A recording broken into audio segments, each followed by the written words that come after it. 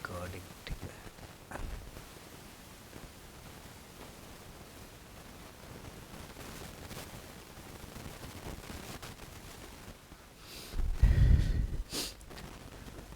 इस जनवरी सेकेंड मतलब एक्चुअली ये जो करंट अफेयर्स है आपका वो 16 जैन टू 31 जैन तक का है।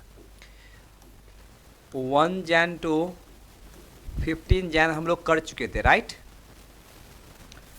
शायद से आपको पीडीएफ मिल गया होगा इसका, मिला है क्या? मिल गया, ओके। तो 16 आज हम करेंगे 16 Jan to 31 Jan. Okay, so today's first question of current affair. Recently, the Home Ministry approved the formation of how many new battalions as part of the efforts to strengthen CISF? CISF means what? Central Industrial Service Force. Okay, Central Industrial Service Force CISF में अभी तक जो है वो कितना था? 13 battalion था। कितना था? 13 बटालियन, जिसमें अभी 2 बटालियन ऐड किया है। ओके, सो न्यू 2 बटालियंस, हाँ sorry, central industrial security force, okay sorry, हाँ सेंट्रल इंडस्ट्रियल सिक्योरिटी फोर्स, जिसमें अभी कितना टोटल 15 बटालियन हो जाएगा। कितने बटालियन हो जाएगा अभी? Okay,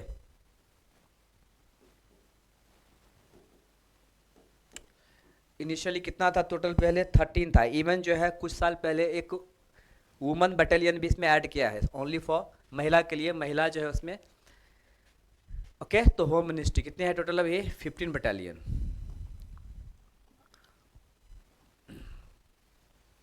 central industrial security force CISF। Okay, तो 13 से बढ़कर भी कितना हो गया? 14 बटालियन हो गया। अभी जो ये 2 बना है उसमें से ईच 1025 मेंबर्स होंगे, उसमें 1025 पर्सनल होंगे। ओके, महिला बटालियन भी इसमें शामिल किया गया था कुछ दिन पहले। एक्चुअली CISF का फाउंडेशन हुआ था 1969 में। इसका अभी जो चेयरमैन है या डायरेक्टर है वो RS भट्टी साहब है, और इसका जो मोटो, जो सेंटेंस है उसका है security and conservation. Okay, clear?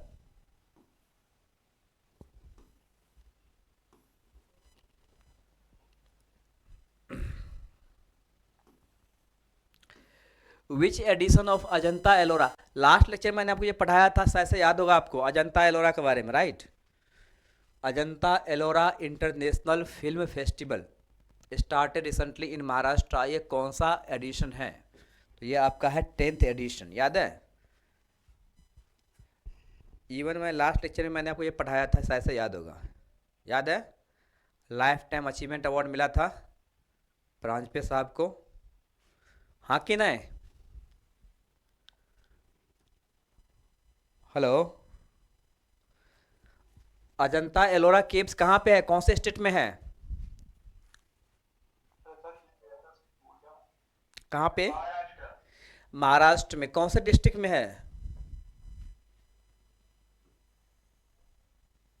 Name of district? अभी वो डिस्ट्रिक्ट का नाम बदल दिया गया है, न्यू नेम, छत्रपति संभाजी नगर। क्या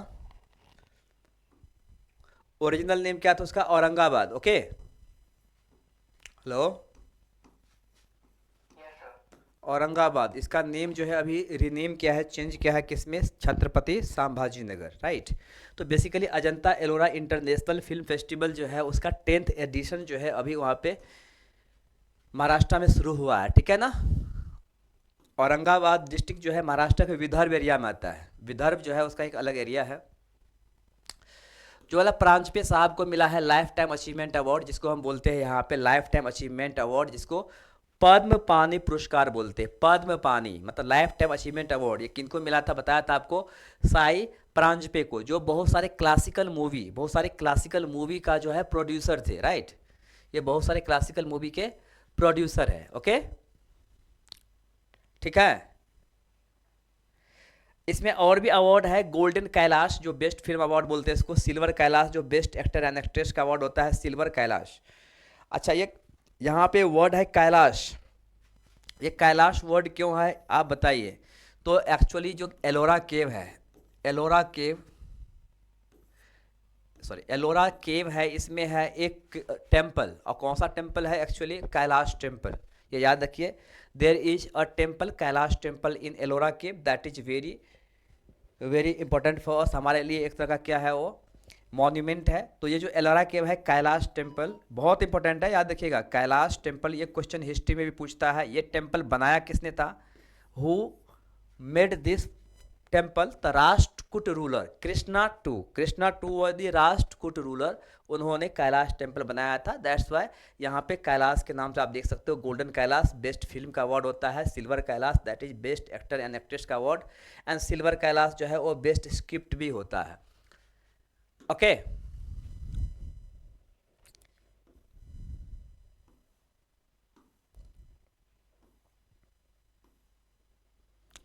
Where did Prime Minister Narendra Modi dedicated two naval ships and a submarine to the nation on 15 January 2025?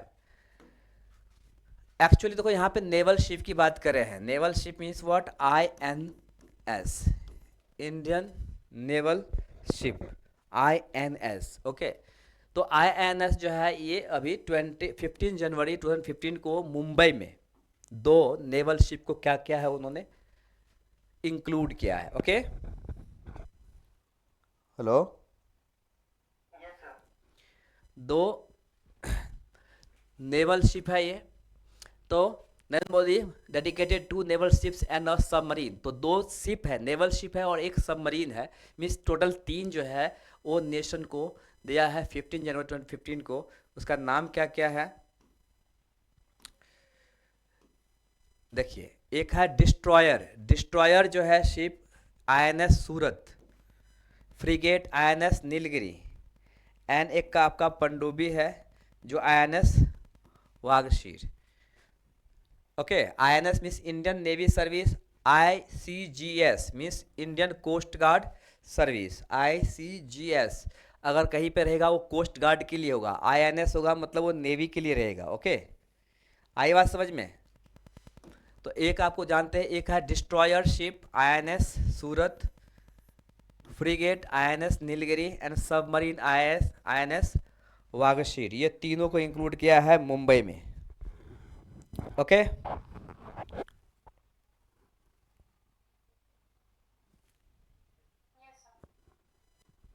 चलिए, who became the player with the most grand slam matches in his history in tennis? अभी आप जानते हो, जहां कहीं भी tennis में आप नाम देखते हो तो किनका आता है नाम? नोवाक जोकोविच के।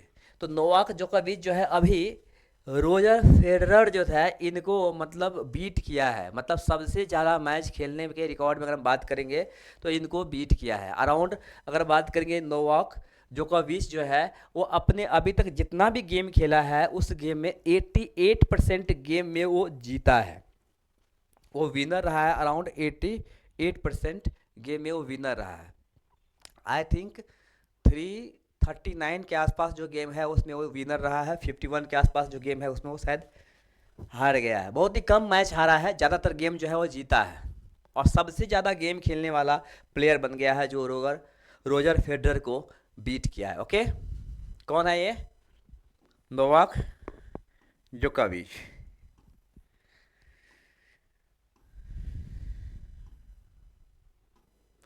सर्बिया का रहने वाला है, सबसे अधिक ग्रैंड स्लैम मैच खेलने का रिकॉर्ड बनाया है इन्होंने। देखो 430 टोटल कितना खेला है ये? 430 ग्रैंड स्लैम मैच खेला है, जिसमें से आप देख सकते हो कि रोजर फेडरर का रिकॉर्ड को भी वो ब्रेक किया है, मींस ये गलती हो गया है। उसमें से 379 में वो विनर रहा है, सिर्फ 51 में उसको हार मिली है, लूजर रहा है। Okay, clear?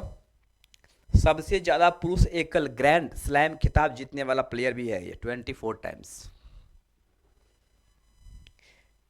पुरुष एकल में क्या है? Men's single grand slam. Okay, men's single grand slam जो है सबसे ज़्यादा जीतने वाला यही है, 24 टाइम्स जो है उन्होंने जीता है। याद रहेगा ना?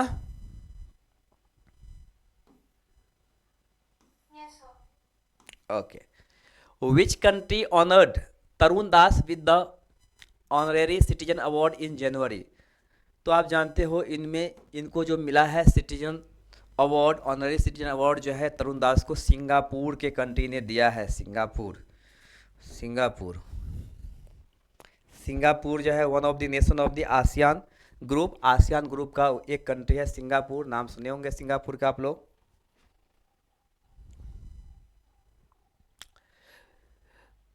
Singapore is the second country, जो हमारे कंट्री में सेकेंड लार्जेस्ट कंट्री जो इंडिया में इन्वेस्ट करता है, जिसे बोलते हैं एफडीआई। एफडीआई में जो सेकेंड कंट्रीब्यूशन है वो सिंगापुर का ही है। याद रखिए एफडीआई जो है उसमें सबसे ज़्यादा इन्वेस्टमेंट है मॉरिशस का, और सेकेंड पोजीशन पे आता है सिंगापुर। ये याद रखिएगा, ऐसे भी क्वेश्चन पूछता है। ओके, फॉरेन डायरेक्ट इन्वेस्टमेंट में Singapore is the second most investors. First में मॉरिशस है, सेकेंड में सिंगापुर है जो इंडिया में इन्वेस्ट किया है।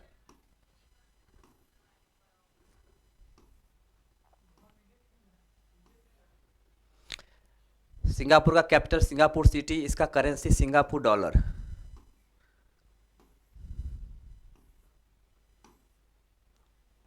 चलिए, ये कुछ बजट का है इंपॉर्टेंट। बजट के बारे में आप लोग तो पढ़े होंगे, यस और नो? बजट के बारे में आप लोग पढ़े हैं ना? या एक बार बता दूं कुछ इंपॉर्टेंट पॉइंट्स।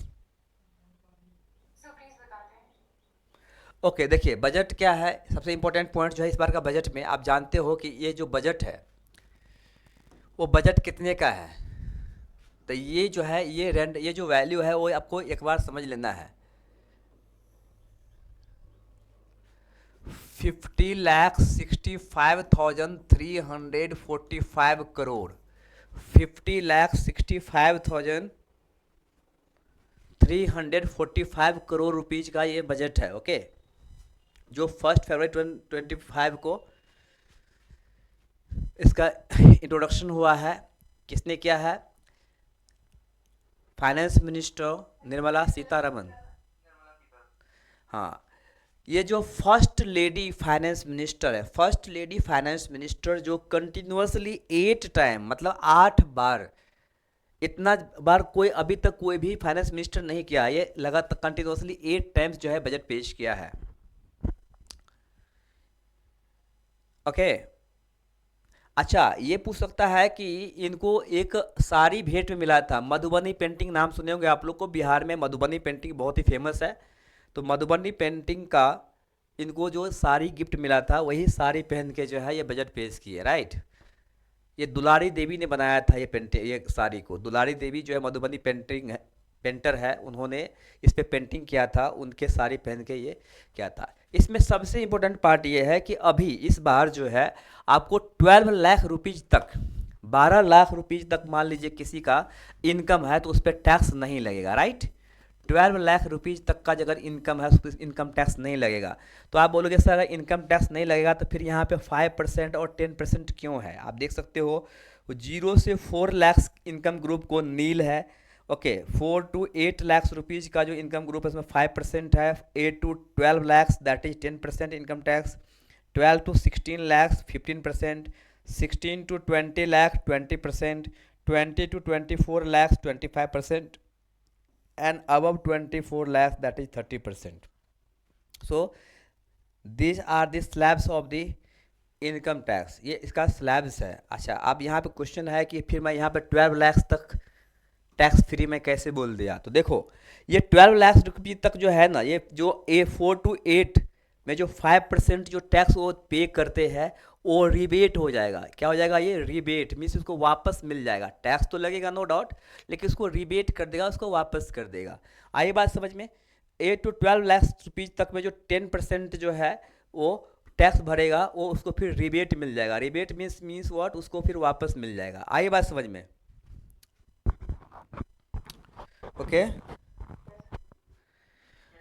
ओके, इसमें एक चीज़ और है कि जो गवर्नमेंट जॉब में है, मतलब जिनको सैलरी से, गवर्नमेंट जॉब या प्राइवेट जॉब में जिसको सैलरी से अगर इनकम आ रहा है, उसके लिए 12.75 लाख है, मतलब 12,75,000 रुपीज़ तक जो है उसको टैक्स नहीं लगेगा।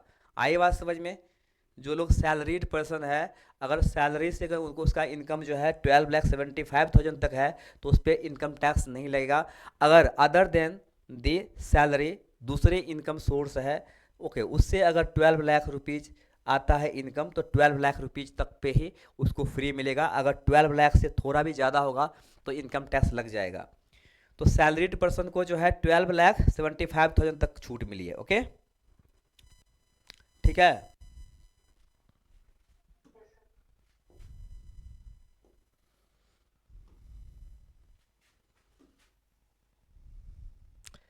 इसे बाकी कस्टम ड्यूटीज वगैरह है। देखो मैं एक बार रीड कर देता हूँ। नए रिजीम में 12 लाख की कमाई पर कोई टैक्स नहीं। नौकरी पेशा के लिए 75,000 स्टैंडर्ड डिडक्शन के साथ टैक्स छूट जो है वो 12.75 लाख तक का है। टीडीएस की सीमा जो है 10 लाख रुपीज़ तक के किया गया है। 4 लाख तक अपडेट जो है वो क्या आईटीआर भर सकेंगे, 4 साल तक अपडेटेड। आई बात समझ में? स्पेशली आप देखते हो एलईडी और एलसीडी, जितने भी एलईडी और एलसीडी है उसका कस्टम ड्यूटी रिड्यूस किया है। एलईडी और एलसीडी के जितने भी इक्विपमेंट्स है या अप्लायंसेस है, उस अप्लायंसेस पे जो है वो कस्टम ड्यूटी को रिड्यूस किया है। कितना? 2.5% से। ओके, तो ये सब क्या है, कुछ इंपॉर्टेंट पॉइंट है। आपको मैं पीडीएफ सेंड कर दूंगा, एक बार आप देख लीजिएगा। ये सब और भी बहुत सारे हैं, एक बार आपको देख लेना है। ठीक है, चलेगा ना? चलिए, अब देखो, विच पे commission was recently approved for the formation. तो एट्थ पे कमीशन है। इसके पहले क्या था? सेवन्थ पे कमीशन। सेवन्थ के पे कमीशन जो है वो कब लागू हुआ था, कब अप्लाई हुआ था? 2016 में। कब हुआ था? 2016 में। आई बात समझ में? और एवरी 10 ईयर्स पे जो है न्यू पे कमीशन होता है। तो अभी जो पे कमीशन होने वाला है वो 2026 में। क्लियर? तो एट्थ पे कमीशन कब से शुरू होगा? 2026 से। क्लियर ना? हेलो, क्या हुआ? कुछ doubt? Eighth pay commission will come into force from 2026। So right now actually जो ये पे कमीशन है, इसके कौन मेंबर्स होंगे, कौन चेयरमैन होंगे, वो अभी तक डिसाइड नहीं किया गया है। सिर्फ इतना पार्लियामेंट में इसका जो रेजोल्यूशन है वो पास हुआ है कि eighth pay commission should be formed. आए बात समझ में? तो ये बातें हो गई है, पार्लियामेंट में जो है इसका अप्रूवल मिल गया। Okay, clear?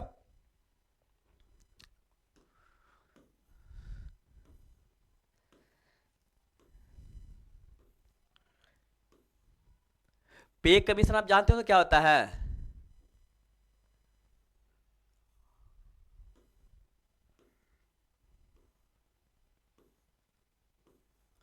What is the rank of India in the recently released world future skills index? देखो, वर्ल्ड फ्यूचर स्किल इंडेक्स में जो इंडिया का पोजीशन है वो एक्चुअली कितना है? 25th है। 25th में है। अगर हम बात करेंगे फर्स्ट पे कौन है? यूके है। फर्स्ट पोजीशन पे अगर हम बात करेंगे तो यूके है। आई थिंक सेकेंड पे यूएसए है। सेकेंड पे कौन है? यूएसए है। थर्ड पे आई थिंक कनाडा है। थर्ड पे कौन है? कनाडा है। आई बात समझ में? तो फर्स्ट पोजीशन पे जो है यूके, सेकंड पे यूएसए, थर्ड पे कनाडा, और इंडिया का इसमें दे दिया है 25th position. Future skills index में इंडिया का पोजीशन जो है वो 25th है। Okay, hello. अगर हम बात करेंगे फ्यूचर वर्क रेडीनेस में इंडिया का सेकंड पोजीशन है, एंड फ्यूचर वर्क फोर्स में भी इंडिया का सेकंड पोजीशन है। लेकिन अगर हम बात करेंगे फ्यूचर स्किल इंडेक्स में इंडिया का 25th पोजीशन दिया है और यूके का फर्स्ट दिया है। तो फर्स्ट भी याद रखना होता है। So you said readiness and workforce दोनों में second है? या दोनों में इंडिया सेकंड है। देखिए, फर्स्ट इसमें जो है वो UK, second US, third Canada. Okay, देखिए भविष्य के कार्य नहीं, फ्यूचर वर्क के इंडिया जो है वो सेकंड पे है, अमेरिका के बाद दूसरे स्थान पे इंडिया। ओके, एंड रेडीनेस आप देख सकते हो, रेडीनेस में भी क्या है, इंडिया जो है वो सेकंड पोजीशन पे है, राइट। ये चार्ट आप देखो, ये चार्ट से आपको दिखाई देगा, future of work India second position, right, yes और नो? Yes sir. ओके, अभी आपने 25 बताया था शायद। नहीं फ्यूचर ऑफ स्किल में है 25 ना बेटा। हेलो, फ्यूचर ऑफ स्किल में क्या डिफरेंस हुआ? देखो फ्यूचर वो ओवरऑल होता है, स्किल्स मीन्स वर्ड कि जितने भी वर्क है, एग्जांपल के लिए मान लीजिए कि आपके पास कैपेबिलिटी है बट आपके पास अपॉर्चुनिटी नहीं है। You have capability, you don't use your 100% stamina, जो आपके अंदर जो भी क्वालिटीज है, स्किल्स है, उसके 100% आप यूज नहीं करते हो, मीन्स ऑप्टिमल यूटिलाइजेशन नहीं होता है, then how can you say that the skills. मेरी बात समझ रहे हैं आप?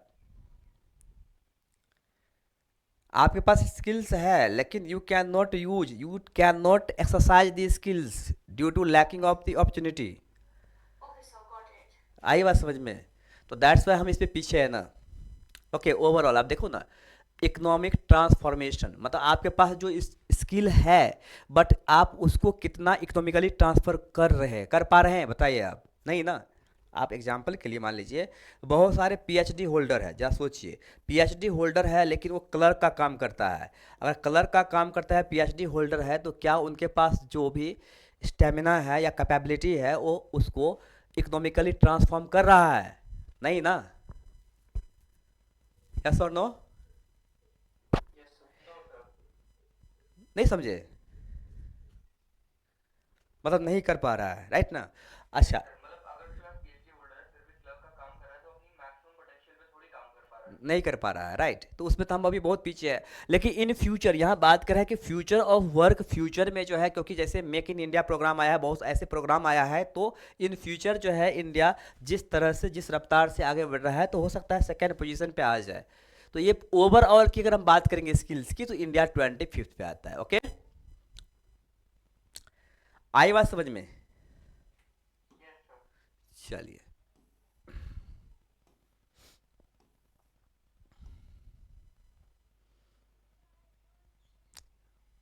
ये जॉब मार्केट रेडीनेस में सेकेंड पे भी आता है, फ्यूचर ऑफ वर्क में भी सेकेंड पे इंडिया है।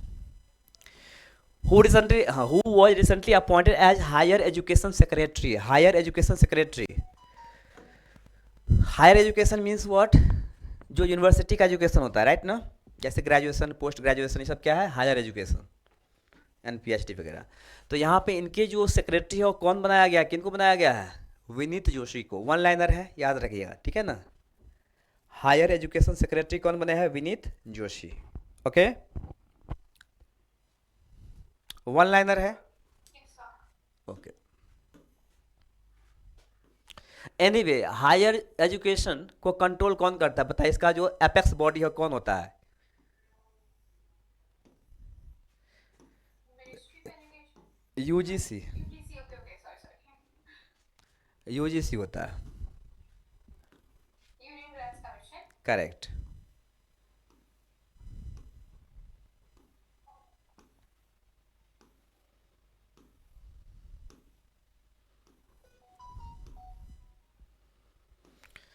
विच countries women's team recently won the title of the first kho kho world cup? ये first kho kho world cup है, ये इसके पहले कभी खो खो वर्ल्ड कप नहीं हुआ था, first kho kho world cup है जो इंडिया जीता है नेपाल को हरा के, राइट। Yes sir. तो इंडिया जो है वो जीता है खो खो में नेपाल को हरा करके। पता है आपको खो खो वर्ल्ड कप का जो ब्रांड एम्बेसडर वो कौन था? सलमान खान। कौन था? Yes sir, Salman Khan. सलमान खान जो है इसका ब्रांड एम्बेसडर था। सर मैन और वुमेन दोनों में शायद से इंडिया जीता, नेपाल भी हरा के जीता दोनों में। करेक्ट, दोनों में, मैन और वुमन दोनों में इंडिया ने नेपाल को हराया है और जीता है।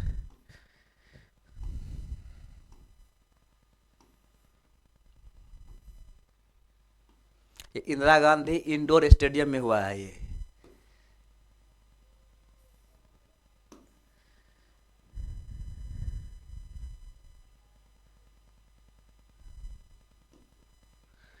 देखो महिला और पुरुष दोनों में भारत जीता, right. Indira Gandhi indoor stadium new Delhi में। इसका जो शुभंकर मिस क्या, मैस्कॉट, मैस्कॉट का क्या था, तेजस और तारा। ओके, मैस्कॉट वैसा कि पूछता है, कभी कभी पूछ देगा कि मैस्कॉट क्या था। तो मैस्कॉट क्या, एक सिंबल होता है उस गेम का। तेजस और तारा जो है वो मैस्कॉट था। ओके, खो खो वर्ल्ड कप का।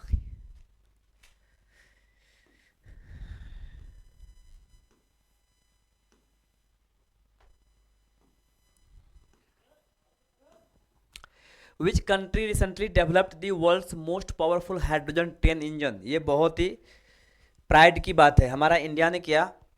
तो ऑफकोर्स ये हमारे लिए प्राइड की बात है कि इंडिया जो है वर्ल्ड का सबसे पावरफुल हाइड्रोजन इंजन बना लिया है। मतलब हाइड्रोजन ट्रेन इंजन जो है वो इंडिया ने बनाया है। आई बात समझ में, सबसे पावरफुल। ओके, अराउंड 12,000 या 1200 हॉर्स पावर का इंजन है। ओके, आई बात समझ में। वैसे मैं बता दूं आपको कि हाइड्रोजन इंजन पे ट्रेन चलाने वाला सबसे पहला कंट्री जर्मनी था। कौन था? ओके, सेकेंड कंट्री जो है वो चाइना बना था, third country Switzerland and fourth country India. Okay, India जो है वो फोर्थ कंट्री में, first Germany, second China, third Switzerland and fourth India. और इंडिया जो है वर्ल्ड का सबसे पावरफुल हाइड्रोजन ट्रेन इंजन बनाया है। आप जानते हो कि हाइड्रोजन एनर्जी जो है वो इको फ्रेंडली एनर्जी होता है, राइट। हाइड्रोजन एनर्जी जो है क्या होता है, इको फ्रेंडली होता है। ओके, मतलब ये भी एक तरह से बोलेंगे तो न्यूक्लियर एनर्जी ही है। लेकिन न्यूक्लियर एनर्जी जो होता है, जो एटॉमिक एनर्जी है, वो न्यूक्लियर फ्यूजन पे बेस्ड है, और ये जो है न्यूक्लियर फ्यूजन पे बेस्ड है। आई बात समझ में। ये हाइड्रोजन एनर्जी जो है वो क्या है, न्यूक्लियर फ्यूजन पे बेस्ड है। ओके, और जो एटॉमिक एनर्जी होता है वो क्या होता है आपका, न्यूक्लियर फ्यूजन पे बेस्ड होता है। करेक्ट ना?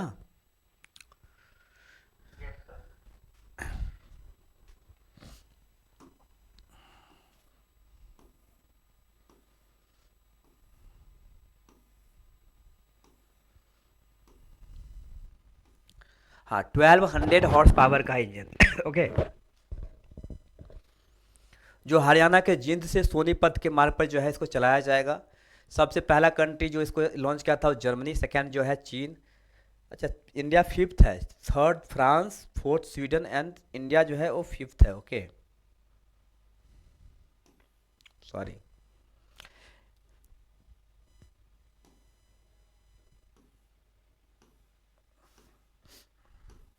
India first hydrogen power train has been developed by the integral coach factory in Tamil Nadu बनाया गया। इंटीग्रल कोच फैक्ट्री तमिलनाडु में first hydrogen power train engine बनाया है। लेकिन इंडिया अभी बनाया है वो सबसे the most powerful hydrogen train engine. Where was the world's largest Mahamrityunjaya Yantra. यहाँ पे यंत्र है, महामृत्युंजय यंत्र इंस्टॉल्ड इन जनवरी 2025। देखो, आप बोलोगे ये यंत्र क्या है, मीन्स आप ये समझ लीजिए कि there is a kind of the place, एक ऐसा प्लेस जहाँ पे लगातार क्या होगा, महामृत्युंजय मंत्र का उच्चारण होगा। आई बात समझ में। ओके, तो महामृत्युंजय मंत्र जो है उसका उच्चारण कंटिन्यूसली होगा। और ये अभी जो है प्रयागराज में क्या है, जहाँ पे अभी महाकुंभ का मेला अभी तक चल रहा है, 26 फरवरी तक चलेगा, राइट। ओके, महामृत्युंजय मंत्र तो आपको पता होगा ना, ये Yes, sir. लॉर्ड शिवा के लिए है ये मंत्र। ओके, यही यंत्र है। इसके अंदर जो है बहुत सारे जो आचार्य या जो भी है वो लोग क्या है, चैंटिंग करेंगे। क्या करेंगे, ये चैंटिंग करेंगे। इसका जो साइज आप देखेंगे 52 बाय 52 चौकोर आकार का है। 4 करोड़ रुपीज़ लगा है प्रयागराज उत्तर प्रदेश में। 14 मतलब मकर संक्रांति के दिन जो है इसका फाउंडेशन हुआ था। इसमें 151 आचार्य महामृत्युंजय मंत्र का जाप कर रहे हैं। ओके, इसे बोलते हैं 52 जो है अक्षर है शायद इस मंत्र में, मैं गिना नहीं हूँ, हो सकते हैं।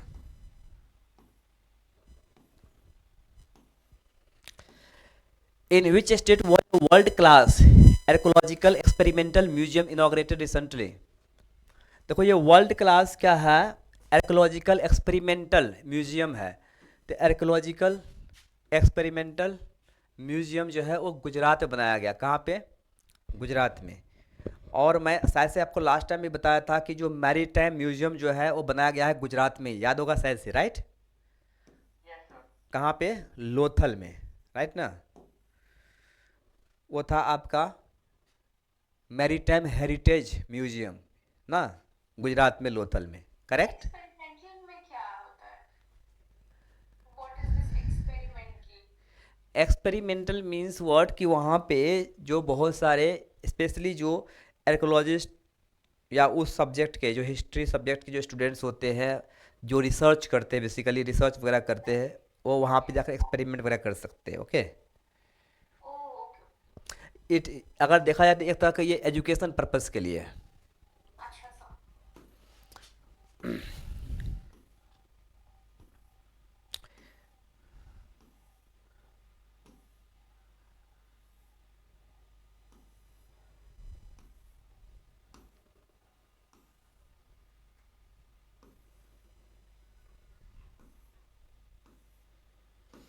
Okay, which country successfully launched its new Glenn rocket on its first test flight in January? देखो ये जो ग्लेन है, एक्चुअली ये ग्लेन कौन थे? Glenn was the name of scientist. ये न्यू ग्लेन क्या है? एक साइंटिस्ट का नाम था फ्रॉम यूएसए। यूएसए के एक साइंटिस्ट थे, नासा के एक साइंटिस्ट थे। He was the first person who revolved around the earth. Earth के चारों तरफ चक्कर काटने वाला ये पहला साइंटिस्ट था। कौन? ग्लेन। तो इन्हीं के नाम पे जो है वो बनाया है, ओके, नाम दिया है New Glenn rocket on its first test. ये पहली टेस्ट में फ्लाइट इन जनवरी। तो ये ब्लू ओरिजिन, ये Blue Origin is the name of company. ये कंपनी का जो चेयरमैन है या ऑनर है वो क्या है? जेफ बेजोस है। ओके, स्पेस एक्स का तो आप जानते हो, इसका कौन है? एलॉन मस्क है। इसरो का तो आप जानते ही है, नासा तो आप जानते ही है, गवर्नमेंट का, ये गवर्नमेंट का, ये दोनों प्राइवेट है। ओके, तो फर्स्ट टेस्ट में जो है ना इसको सक्सेसफुली लॉन्च किया है। देखो ये जो न्यू ग्लेन रॉकेट है वो रीयूजेबल है। रीयूजेबल मतलब क्या है? इसको फिर से यूज कर सकता है। Okay, okay, this is the what? New reusable rocket. हालांकि बोलोगे तो इसके पहले स्पेस एक्स ऑलरेडी ये लॉन्च कर चुका है। फाल्कन 9 जो है नो लॉन्चर है यूजेबल, वो स्पेस एक्स ऑलरेडी लॉन्च कर चुका है। फाल्कन 9 जो उसका रॉकेट है स्पेस एक्स का, लेकिन उसका फर्स्ट टेस्ट में नहीं हुआ था, उसको 3-4 बार एक्सपेरिमेंट करना पड़ा था। लेकिन ब्लू ओरिजिन जो है वो फर्स्ट टेस्ट में ही इसको सक्सेसफुली लॉन्च किया है। ओके, ठीक है। Yes sir.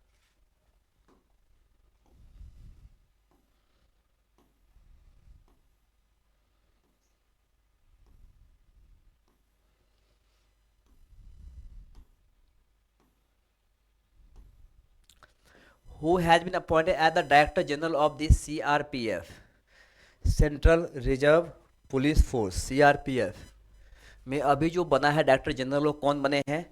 तो Gyanendra Pratap Singh, GPS, Gyanendra Pratap Singh, general of CRPF. Okay,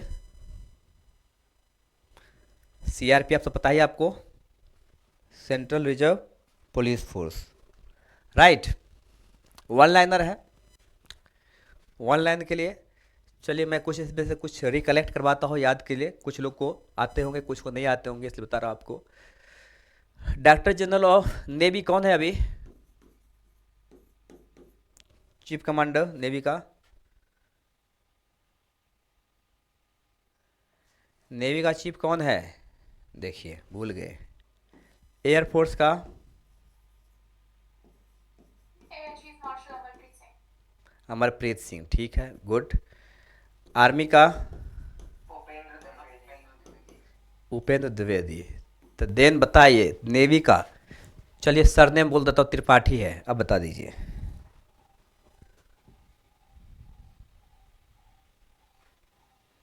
surname Tripathi.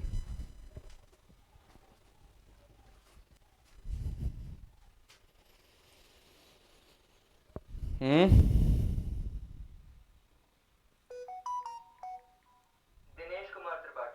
Very good, इतना टाइम लगा दिए। देखो ये सब मैं बार बार क्यों रिपीट करवा रहा हूँ, बिकॉज इससे क्वेश्चंस पूछता है, ओके। और नॉर्मली जो है हम छोटा छोटा बातें जो है हमें याद रहता है, लेकिन फिर भी हम उसको आंसर नहीं कर पाते हैं कभी कभी। और एक्चुअली अक्सर क्वेश्चन ऐसे ही पूछता है, हमें लगता है कि टफ पूछेगा, लेकिन टफ नहीं पूछ के आपको सिंपल पूछेगा, और कभी कभी सिंपल क्वेश्चन हमारे लिए टफ हो जाता है। इसलिए नहीं कि आपको नहीं आता, इसलिए कि आपको कन्फ्यूजन हो जाता है। Where was the annual meeting of the world economic forum? World economic forum, WEF, world economic forum का जो अभी एनुअल मीटिंग हुआ है वो कहाँ पे हुआ है? तो डावोस स्विट्जरलैंड में हुआ है, ओके। WEF नाम सुने होंगे, वर्ल्ड इकोनॉमिक फोरम है। अच्छा, इंडिया की तरफ से इसमें कौन गए थे बताइए? इंडिया के साइड से कौन थे डेलीगेट्स जो यहाँ पे गए थे? प्राइम मिनिस्टर नरेंद्र मोदी तो नहीं गए थे, तो फिर कौन गए थे? Finance minister. Finance minister Sitharaman? नहीं नहीं, कौन है? हाँ वही तो है, फॉरेन मिनिस्टर। फॉरेन मिनिस्टर गए थे, ठीक है। फाइनेंस मिनिस्टर भी नहीं गए थे। तो ये डावोस में हुआ है ये मीटिंग। नहीं नहीं, सॉरी, मैं भी गलत बोल दिया। अश्विनी वैष्णव गए थे, industrial minister, okay. Ashwini Vaishnaw गए थे, ओके। Okay sir.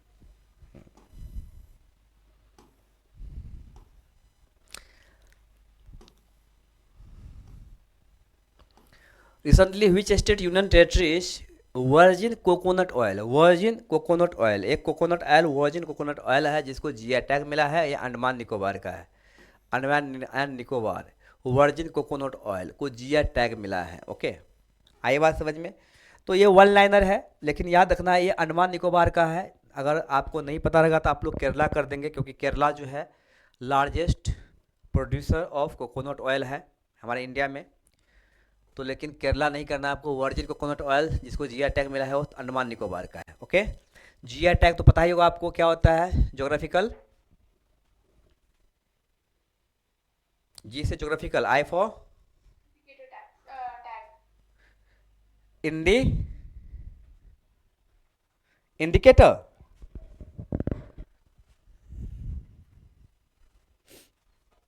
कितने साल के दिया जाता है जीआई टैग? Sir, 10 years का. ओके।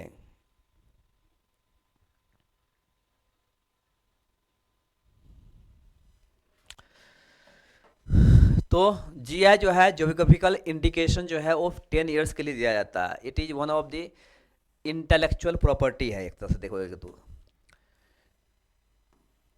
अंडमान निकोबार, अच्छा बताइए, अंडमान निकोबार जब आया तो कुछ क्वेश्चंस जीके का हो जाए। अंडमान निकोबार में टोटल कितने आइलैंड्स हैं? How many islands in the Andaman Nicobar group? तो group of 7 है क्या? ग्रुप ऑफ 7 आइलैंड्स तो मुंबई है। 11. हम्म। और कोई? 26.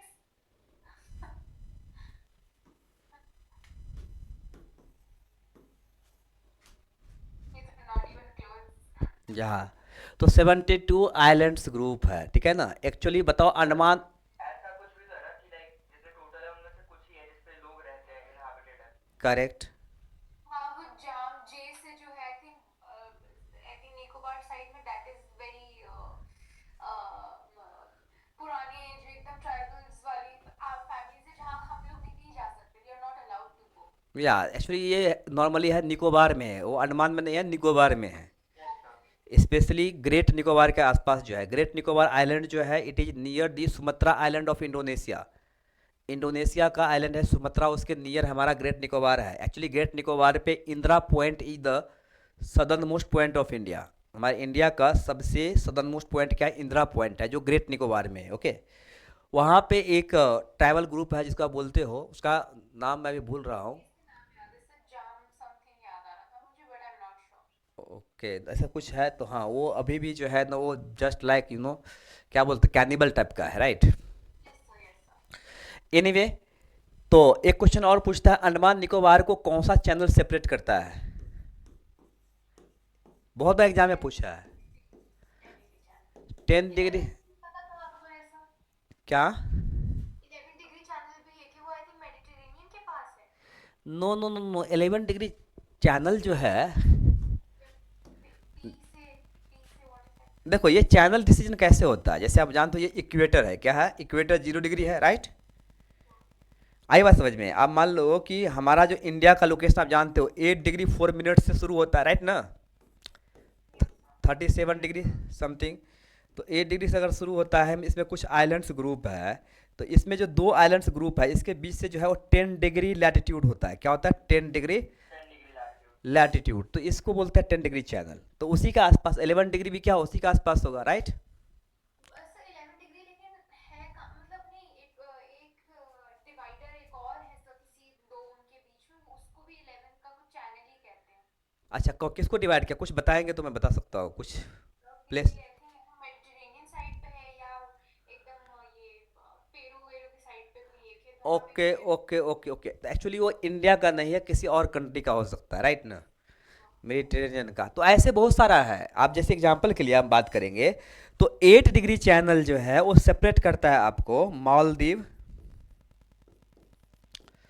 मालदीव और हमारे जो आइलैंड्स ग्रुप है लक्षद्वीप। लक्षद्वीप का सबसे जो सदर्न मोस्ट आइलैंड है उसका नाम है, पता है क्या नाम है? मिनिकॉय। व्हाट? तो मिनिकॉय और मालदीव को जो है वो 8 डिग्री चैनल सेपरेट करता है। मिनिकॉय और कावारती, नाम सुने होंगे कावारती को। मिनिकॉय और कावारती को सेपरेट करता है वो 9 डिग्री चैनल सेपरेट करता है। अंडमान और निकोबार को 10 डिग्री चैनल सेपरेट करता है। आई बात समझिए, ये 3 हमारे इंडिया का है, ये इंपॉर्टेंट है, याद रखिएगा। 8 डिग्री जो है मालदीव और मिनिकॉय को, मिनिकॉय और कावारती के बीच में 9 डिग्री चैनल है, और अंडमान निकोबार के बीच में जो है वो 10 डिग्री चैनल है। Okay, okay sir. Andaman Nicobar का कैपिटल पता है कहाँ है? Port Blair. पोर्ट ब्लेयर है। ओके, अंडमान निकोबार का हाईएस्ट पीक कौन सा है? Highest peak of Andaman Nicobar saddle peak, याद रखिएगा, ये भी क्वेश्चन पूछ देता है। ओके, चलिए। अंडमान निकोबार में जो है अभी भी एक्टिव वोल्केनस आइलैंड है, राइट ना? क्या नाम है? बैरन। क्या नाम है? Barren island. Okay, Barren island. Correct.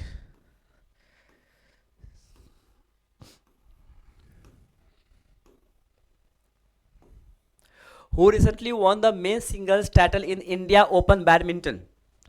देखो इंडिया ओपन बैडमिंटन है ये, और इसमें कोई भी इंडियन प्लेयर नहीं जीता है। कोई भी एक भी इंडियन प्लेयर जो है वो इसमें विनर नहीं बना है। तो आप देखते हो कि जो इंडिया ओपन में मेन सिंगल्स टाइटल में जीते हैं विक्टर एक्सेल्सन। विक्टर एक्सेल्सन जो है ना वो मेन सिंगल में जीते हैं, और फीमेल में भी कि इंडिया नहीं जीते हैं किसी भी टीम में, या डबल में भी इंडिया नहीं जीते हैं। आप देखो ना यहाँ पे, अगर हम बात करें सिंगल में जो है विक्टर एक्सेल्सन जीते हैं।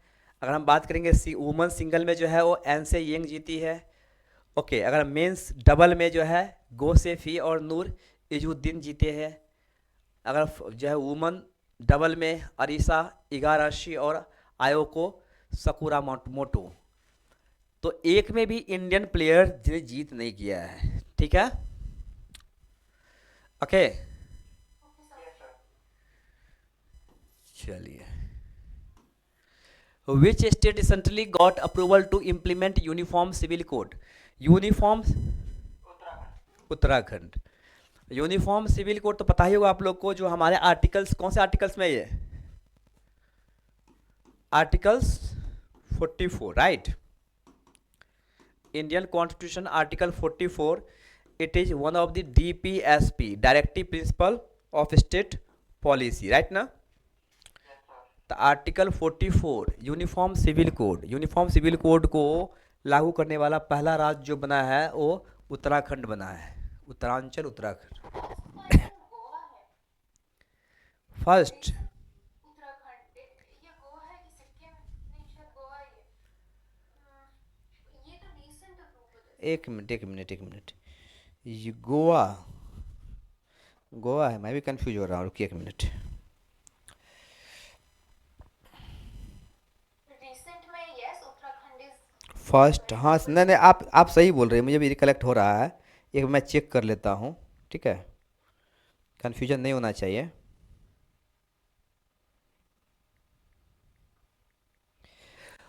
ओ माय गॉड, अच्छा हाँ, अभी याद आया। आप जो गोवा बोल रहे हैं ना, तो गोवा जो है यूसीसी वो अभी लागू नहीं किया है। बिफोर, जब गोवा जो है वो इंडिया में शामिल हुआ उसके पहले लागू हुआ है। ओके ओके, अभी रिकलेक्ट हुआ। आप जो गोवा बोल रहे हैं ना, तो गोवा इंडिया में कब इंक्लूड हुआ है? 1961 में, राइट? यस और इसके पहले Goa was under Portuguese, correct? Yes तो पोर्चुगीज ने यूसीसी लागू किया था। करेक्ट, तो पोर्टुगीज जो है ना वो यूसीसी लागू हुआ था, मतलब लागू किया था, करेक्ट ना? अच्छा okay okay got it okay, तब तक जो है हमारा कॉन्स्टिट्यूशन बना ही नहीं था, तो under article 44 Uttarakhand is the first state. Okay, okay sir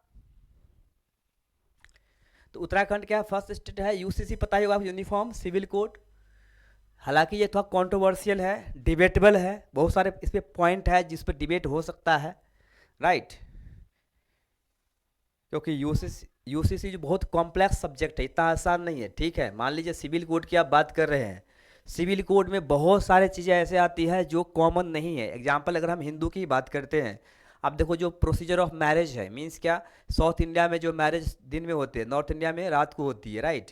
कुछ लोग टेंपल में मैरिज करते हैं, कुछ लोग क्या है कहीं और करते हैं। कभी साउथ इंडिया में जो है वाइट कपड़े पहनते हैं, ओके, महाराष्ट्र में ग्रीन कपड़े कपड़े पहनते हैं, नॉर्थ इंडिया में जो है येलो या रेड कपड़े पहनते हैं। तो ये बहुत सारा क्या है, डिफरेंसेस है, ओके, नहीं है? तो इसलिए मैं बोल रहा हूँ कि इसमें डिबेटेबल है, हाँ, लेकिन कुछ चीज़ को कॉमन कर सकते हैं। जैसे एग्जांपल के लिए, जैसे हिंदू मैरिज एक्ट है, अब हिंदू मैरिज एक्ट में क्या है कि ओनली मोनोगैमी सिस्टम है। मोनोगैमी सिस्टम मीन्स व्हाट, कि एक ही शादी कर सकते हैं, राइट ना? अब जब हिंदू मैरिज एक्ट के अकॉर्डिंग 1955 के अकॉर्डिंग जो है ना, हिंदू वर्ड में हिंदू, सिख, जैन एंड बुद्धिस्ट, ये चारों आ जाता है, करेक्ट? तो ये सब पे थोड़ा है, कॉम्प्लिकेटेड है, ये डिबेटेबल है, तो हम इसमें नहीं जा रहे हैं, अच्छा रहेगा क्या?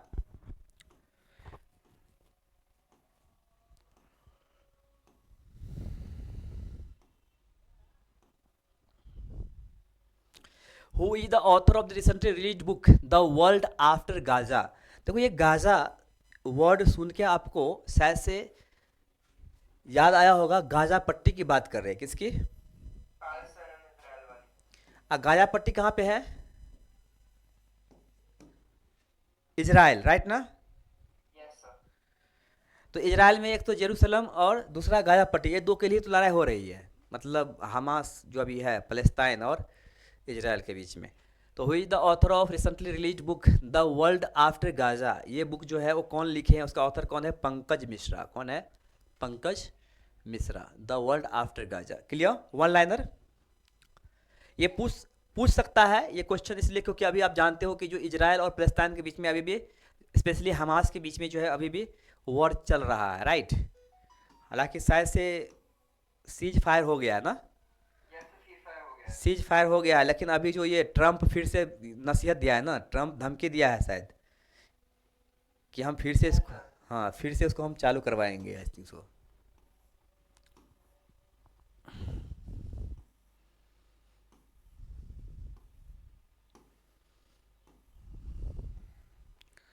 Which popular app was banned by America a day before President Trump's swearing in? TikTok. India में तो बहुत पहले बंद हो गया है, राइट? Yes sir. और अभी अब वापस आ गया ना शायद से टिकटॉक तो। इंडिया में नहीं तो, नहीं नहीं, यूएसए में। नहीं नहीं, इंडिया में टिकटॉक कहाँ चालू चालू है? इंडिया में रिलीज यूएसए हुआ में। था इंडिया में तो बहुत पहले बैन हुआ था, जिसमें टोटल 51 ऐप्स बैन हुआ था उसमें। इसमें जो क्या, सर यूएस में वापस लेकिन after the swearing in TikTok वापस आ गया ना शायद वापस आ गया है? नहीं पता मुझे, शायद से आ गया होगा। आ गया क्या वापस? दोबारा हो गया। प्रोबेबली सिर्फ प्रोटेस्ट चली थी वापस लाने की अच्छा अच्छा, ओके, आ गया होगा, okay, anyway, not sure okay. ठीक है, इसको स्किप करते हैं, फिर देखेंगे कि आ गया कि नहीं आ गया है, मैं अवेयर नहीं हूँ इसलिए।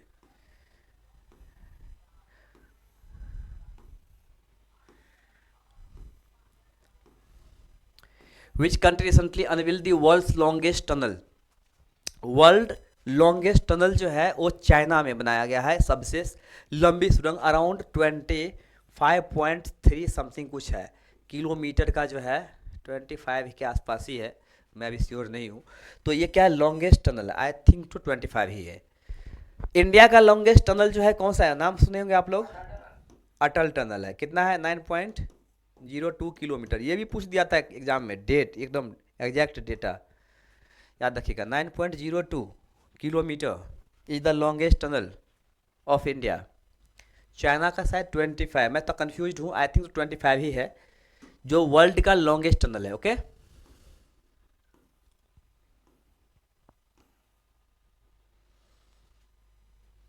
Jinjiang completed world's longest expressway tunnel through challenging mountains.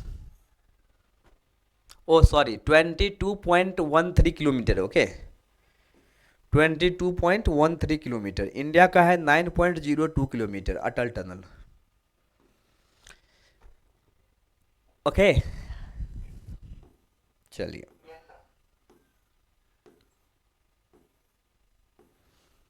Which country recently announced its withdrawal from the World Health Organization and the Paris Water Agreement? पता है जो लास्ट जो इसका टर्म था ट्रम्प, डोनाल्ड ट्रम्प की, तो वो पहले ही जो है इससे अलग हो गया था, याद होगा शायद से आपको, WHO से और पेरिस वाटर एग्रीमेंट से जो है ना, वो ऑलरेडी पहले ही ये अलग हो चुका था। कौन, ट्रम्प। लेकिन तब इलेक्शन हुआ था और बाद में जो है ना वो कौन आ गए थे, न्यू प्रेसिडेंट, उसका नाम क्या था, हाँ जो बाइडन। तो जो बाइडन जो है वो फिर से इसका मेंबर बन गया था, लेकिन वो आते ही देखते हो फिर से इससे अलग हो गया WHO से। इस पे आरोप लगाया है ट्रम्प ने कि कोविड के टाइम में जो है WHO वो उतना इफ़ेक्टिव नहीं रहा है और उतना ज़्यादा अच्छे इफेक्टिवली काम नहीं किया है। WHO में USA का कंट्रीब्यूशन बहुत ज़्यादा है, अराउंड 18% जो फाइनेंस का कंट्रीब्यूशन है वो USA का है। आई बात समझ में, इन WHO में 18% के आसपास जो कंट्रीब्यूशन है वो कौन करता है, USA करता है। इसलिए अगर हम देखेंगे तो WHO जो है USA पे बहुत डिपेंडेंट है financially. Anyway, Paris water agreement से भी अलग हो गया है कि जिसमें ये जो पेरिस प्रोटोकॉल था, इस प्रोटोकॉल में बोला गया था कि 2 डिग्री सेल्सियस टेम्परेचर जो है वो लिमिटेशन कम करेगा 1.5 डिग्री सेल्सियस तक, याद होगा शायद से। नहीं, ये दोनों से वापस कर लिया है। ओके,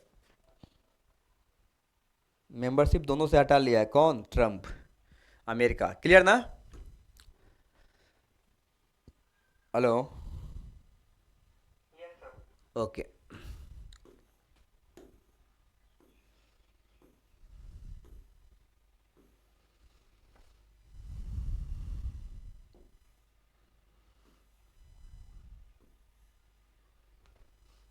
तो 18% कॉन्ट्रीब्यूशन होता है USA का WHO में।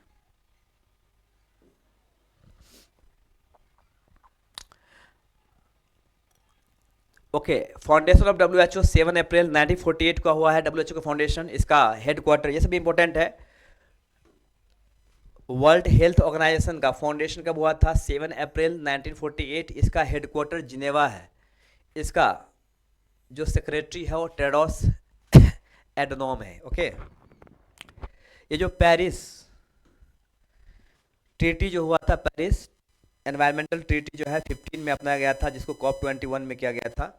इसमें वही बोला है कि वर्ल्ड टेम्परेचर को 2 डिग्री सेल्सियस से कम करके 1.5 डिग्री सेल्सियस तक लाना है, यही था एग्रीमेंट। ये दोनों से बाहर कर निकल गया है। ओके, ये PDF मैं सेंड कर दूंगा, हाँ एक बार आप रीड कर लेना अच्छे से। Where was the 3rd national mining ministers conference held recently? तो ये हुआ है उड़ीसा के कोणार्क में। ओके, यहाँ पे नेशनल है, ये नेशनल है, 3rd national mining ministers conference. तो ये माइनिंग का है, और आप जानते हो माइनिंग में क्या है, 4-5 स्टेट ही तो माइनिंग में बहुत ही इंपॉर्टेंट है। एक झारखंड है, दूसरा उड़ीसा है, छत्तीसगढ़ है, राइट ना। तो ये 3-4 स्टेट्स है जो बहुत ही इंपॉर्टेंट है स्पेशली माइनिंग के लिए। तो इसमें कोणार्क, उड़ीसा, कोणार्क में एक टेम्पल है, नाम सुने होंगे, सन टेम्पल, बहुत famous, right? Sun temple of Konark Odisha में है। Yes sir. ओके।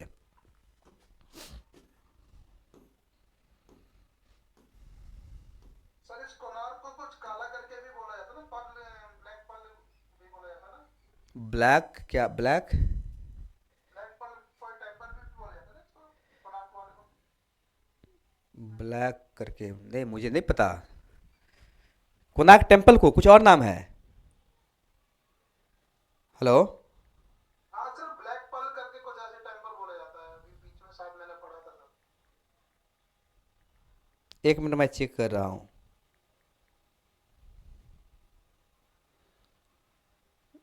अच्छा, ब्लैक पेगोडा। ब्लैक पगोडा, ठीक ठीक ठीक ठीक सर। हाँ, ब्लैक पगोडा बोलते हैं उसको। अच्छा, ब्लैक पगोडा, एक होता है golden pagoda. Golden pagoda Mumbai में है। ओके, पगोडा, पगोडा मीन्स क्या? विमान, शिखर। Okay okay.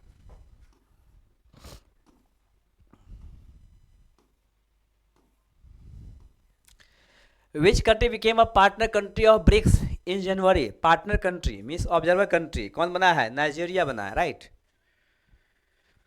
वैसे मैं बता दूं आपको, ब्रिक्स में अभी कितने मेंबर्स हो गए हैं? लास्ट टाइम बताया था 9, 10 हो गया था। लास्ट मेंबर कौन सा था? फाउंडर कौन?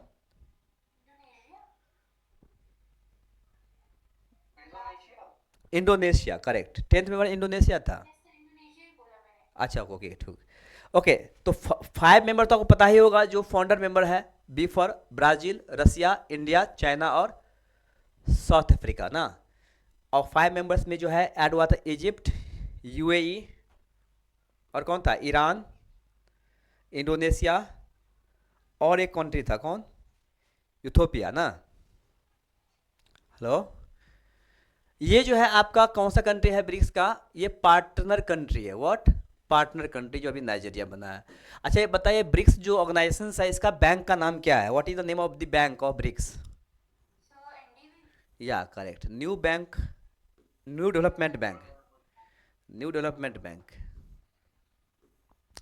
देखो, एक्चुअली जो इसका पार्टनर कंट्री में Belarus, Bolivia, Cuba, Kazakhstan, Malaysia, Thailand, Uganda, Uzbekistan के साथ अभी जो 9th इसका पार्टनर बन गया है, वो बन गया है नाइजीरिया। ओके, नाइजीरिया वर्ल्ड का 6th पॉपुलेटेड कंट्री है। वर्ल्ड 6th पॉपुलेटेड कंट्री क्या है? नाइजीरिया है। एंड अफ्रीका का द मोस्ट पॉपुलेटेड कंट्री है। Okay, Nigeria is the most populated country of Africa. Okay,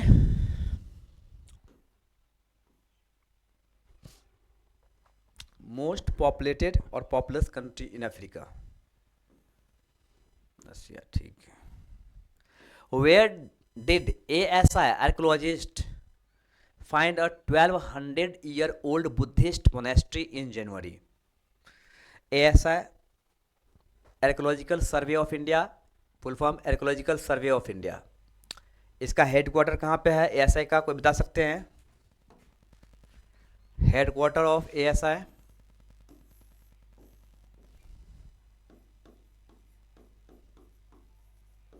Kolkata. 1200 old Buddhist monastery जो है वो अभी ओडिशा में मिला है। मोनेस्ट्री तो पता है ना आप लोग को? Yes sir.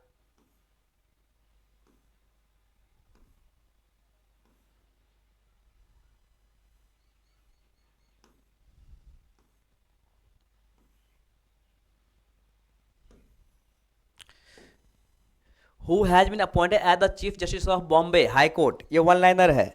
Bombay high court का अभी चीफ जस्टिस अपॉइंट किनको किया गया है? आलोक राधे को। अच्छा, प्रश्न यहाँ पे क्वेश्चन ये बनता है स्पेशली पॉलिटिक्स का कि who appoints the chief justice of high court? कौन अपॉइंट करता है? Governor. President of India. President of India, ये याद रखिएगा कि प्रेसिडेंट ऑफ इंडिया जो है वो जजेज of supreme courts as well as all जजेज of high courts, तो हाई कोर्ट्स के सारे जजेज को और सुप्रीम कोर्ट्स के भी सारे जजेज को अपॉइंट प्रेसिडेंट ही करता है, लेकिन थोड़ा सा कंडीशन है। कंडीशन क्या है समझिए कि सुप्रीम कोर्ट के चीफ जस्टिस को अपॉइंट करते हैं तो उसको रिकमेंडेशन जाता है कि इसको अपॉइंट करना है। बेसिकली 3 मेंबर्स का उसमें कमेटी होता है, जुडिशियल कमेटी होता है। ओके, उसमें एक जज होते हैं, दूसरा प्राइम मिनिस्टर और तीसरा लीडर ऑफ अपोजिशन। ओके, समझ मेरी बात? एक बार रिपीट कर दें कि chief justice of high court को कौन करता है? रिकमेंड करता है, अपॉइंट तो प्रेसिडेंट ही करेगा after recommendation of the prime minister, okay, leader of opposition and supreme court जज। हाँ, 1 जज ऑफ सुप्रीम कोर्ट। आई बात समझ में? This is for chief justice of high court. Yeah this is the recommendation, this is not the appointment, ये recommendation है। इसको बोलते हैं जजेस के लिए, नॉर्मल हाई कोर्ट जजेस के लिए। बता रहा हूँ, ये सुप्रीम कोर्ट के लिए। सुप्रीम कोर्ट के अदर जजेस को अगर अपॉइंट करना है तो चीफ जस्टिस ऑफ इंडिया से प्रेसिडेंट एक बार पूछते हैं। After consultation with the chief justice of India the president appoints the other जजेज of supreme court. Clear? Supreme court के अदर जजेज को अगर अपॉइंट करेंगे तो चीफ जस्टिस ऑफ इंडिया से एक बार कंसल्ट जरूर करते हैं प्रेसिडेंट। ओके ओके, नाउ अगर मान लीजिए chief justice of high court, chief justice of high court अगर किसी, सॉरी मैं क्या लिख रहा हूँ, chief justice of high courts अगर किसी भी स्टेट्स का, जैसे मान लीजिए बॉम्बे हाई कोर्ट है, बॉम्बे हाई कोर्ट के चीफ जस्टिस को अगर अपॉइंट करते हैं प्रेसिडेंट तो वो किस किस से कंसल्ट करेंगे? तो वो कंसल्ट करेंगे आपको, एक तो CJI से कंसल्ट करेंगे, president consults with CJI and the governor of the state. Clear? मेरी बात सुन रहे हैं आप? सर क्या आप छोटी सी टेबल बना सकते हैं? टेबल बनाएंगे इसका? लास्ट में आफ्टर द क्लास एक बार, अभी आप चाहे ये पूरा करवा लें बट थोड़ा सा अगर टाइम बचेगा उसे एक टेबल बता दें। ओके ठीक है, चलिए ठीक है, वो मैं बताऊंगा टेबल में। चलते आगे बढ़ जाए। Yes sir. ओके, मतलब फ्लो चार्ट की तरह। ठीक है मैं बता दूंगा।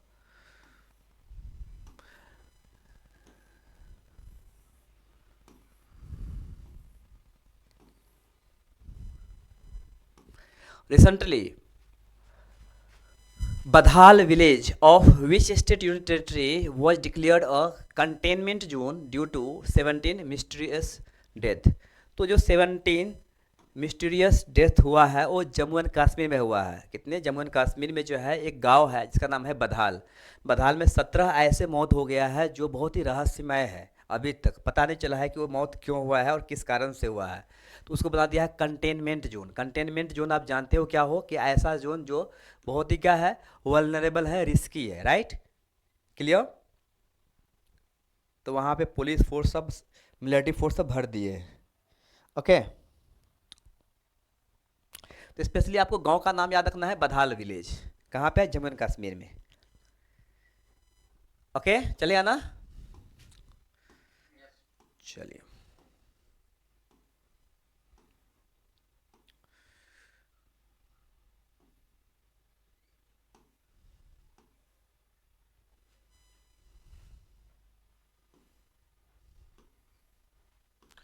Which state government recently launched Deen Dayal Upadhyay landless agricultural labourer welfare scheme? देखो, लैंडलेस एग्रीकल्चरल लेबरर वेलफेयर मतलब ऐसे लोग जिनके पास खुद की ज़मीन नहीं है लेकिन किसी और दूसरे के ज़मीन पे वो डिपेंडेंट है। राइट ना? किसी और दूसरे की ज़मीन पे जो है उसके फसल को काटते हैं, हार्वेस्ट करते हैं, उनसे जो भी कुछ मजदूरी मिलता है उससे उसका लाइफ चलता है। तो इस तरह के लिए, ऐसे लोगों के लिए छत्तीसगढ़ गवर्नमेंट ने क्या बनाया है? Deen Dayal Upadhyay landless agricultural labourer welfare scheme बनाया है। क्लियर? Yes sir.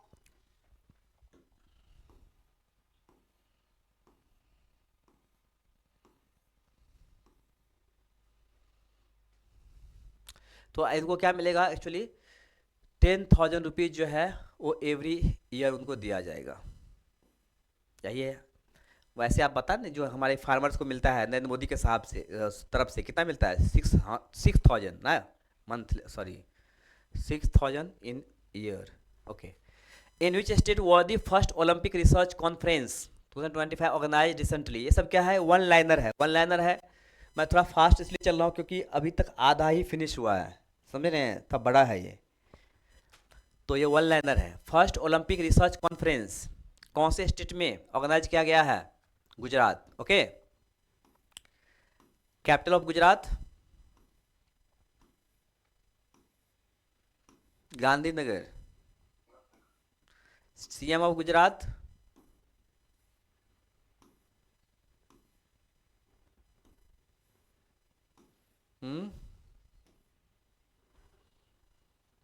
पटेल है ना, क्या नाम है, अरे कोई पटेल है,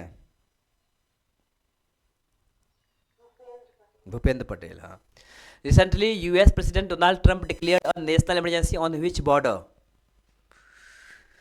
पता ही होगा, मैक्सिको के बॉर्डर पे। कहाँ, मैक्सिकन बॉर्डर। तो मैक्सिकन बॉर्डर जो है वो यूएसए के सदर्न बॉर्डर है। देखो ना, ये मैक्सिको है, ये यूएसए, ये कनाडा ना, यूएसए यहाँ भी है, ये है Alaska, right, part of USA.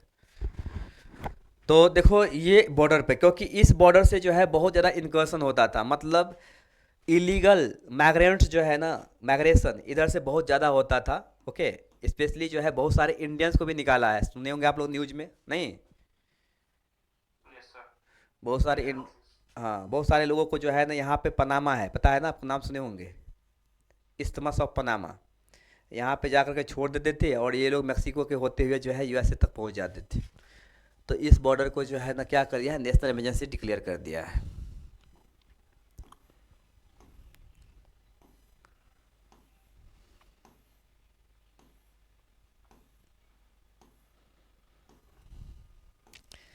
Who among the following was awarded the Subhash Chandra Bose Disaster Management Award for disaster management. तो देखो नाम से पता चला होगा कि ये डिजास्टर मैनेजमेंट के लिए ये अवार्ड दिया जाता है। नाम है Subhash Chandra Bose disaster management award.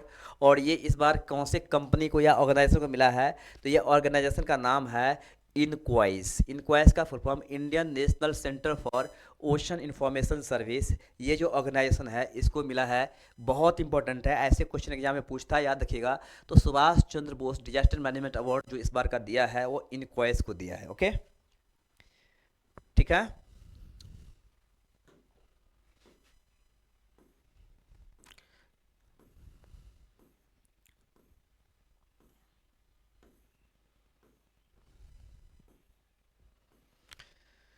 Who was appointed as the additional director general ADG of BSF। ये इतना इंपॉर्टेंट नहीं है, जस्ट फॉर रिमेम्बरेंस आप याद कर लीजिए बस, ये इतना इंपॉर्टेंट नहीं है। महेश कुमार अग्रवाल, वन लाइनर है, ऐसे क्वेश्चन नॉर्मली नहीं पूछता है।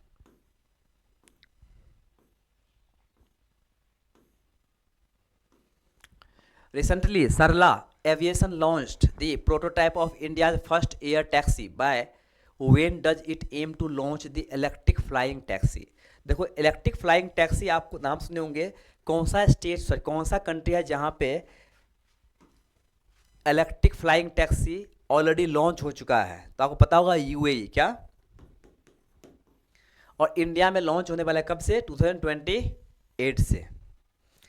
देखो फ्लाइंग टैक्सी तो वैसे इंडिया में जो है बेंगलोर में ऑलरेडी लॉन्च हो चुका था, अभी सक्सेस नहीं हुआ है, लेकिन यहाँ बोल रहा है electric flying taxi. Okay, EV याद रहेगा, 2028 से ये लॉन्च करेगा।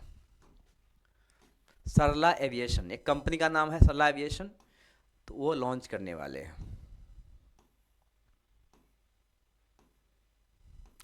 Where was the 6th International Millet Festival launched in January 2024? ये 6th इंटरनेशनल मिलेट फेस्टिवल्स है, इंपॉर्टेंट है इसलिए याद रखिए। 6th एडिशन है इंटरनेशनल मिलेट फेस्टिवल, ये बेंगलुरु में, कर्नाटक में बेंगलुरु में जो है इसका अभी लॉन्च किया गया है, इंटरनेशनल मिलेट फेस्टिवल, ये इंपॉर्टेंट है। Okay,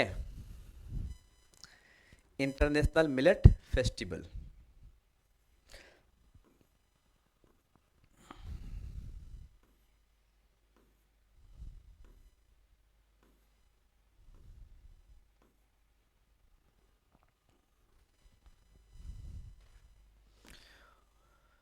what is the position of India in the recently released global fire power index? ये फायर पावर इंडेक्स क्या होता है?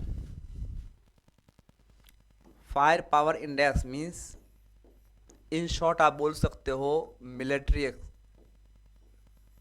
स्ट्रेंथ। तो actually global fire power index में इंडिया का पोजीशन क्या है? 4th है। ओके, तो फर्स्ट पे कौन होगा? यूएसए, सेकंड रसिया होगा, हाँ। थर्ड चाइना, फोर्थ, हाँ थर्ड चाइना, इंडिया 4th पे है।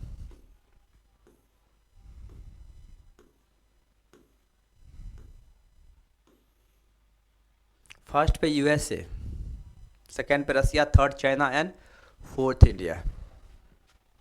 5th South Korea, 6th United Kingdom, 7th France, 8th Japan, 9th Turkey, 10th Italy. मतलब पाकिस्तान नहीं है इस रेंज में, राइट? चलो ठीक है।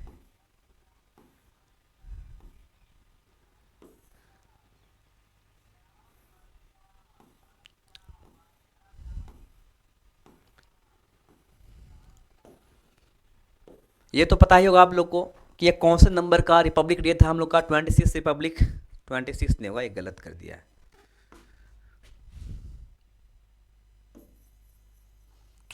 तो which republic day of India was celebrated on 25 January 26? तो क्या होगा? 76th। ओके,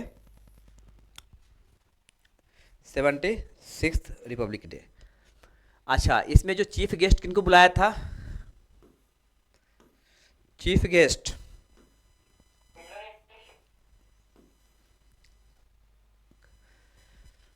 इंडोनेशिया के प्रेसिडेंट, क्या नाम था? Prabowo Subianto. Prabowo Subianto, president of Indonesia, वो चीफ गेस्ट थे। Where was India's oldest book fair? ये तो पता ही होगा आपको। ओल्डेस्ट बुक फेयर, इंडिया का ओल्डेस्ट बुक फेयर क्या है? कोलकाता में है, पता ही आपको। नाम है बोई मेला। नाम क्या है? Boi Mela. Oldest book fair of India, Kolkata. Okay, इसको बोलते हैं बोई मेला, ये तो पता ही है आपको। अच्छा, अगर ये पूछेगा कि इंटरनेशनल बुक फेस्टिवल कहाँ पे हुआ है, तो ये याद रखिएगा दिल्ली में, ठीक है ना? इंटरनेशनल पूछेगा तो ये बोल रहा है नेशनल।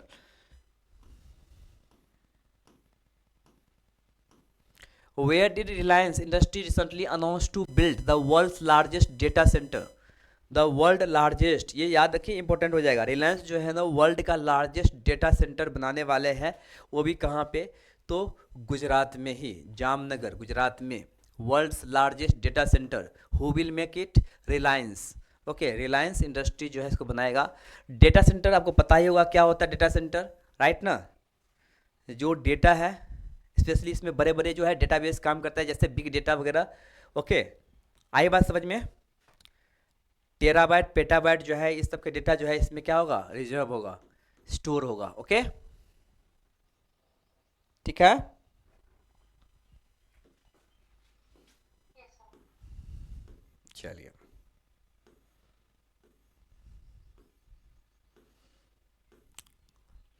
जामनगर में जो है ना इसका बहुत बड़ा ये है, क्या रिलायंस का जो है बहुत बड़ा मैंगो का फार्म है। नहीं, India will launch its first manned submarine under, first manned, देख लो, submarine under the deep ocean mission. It is targeted to reach a depth of how many metres?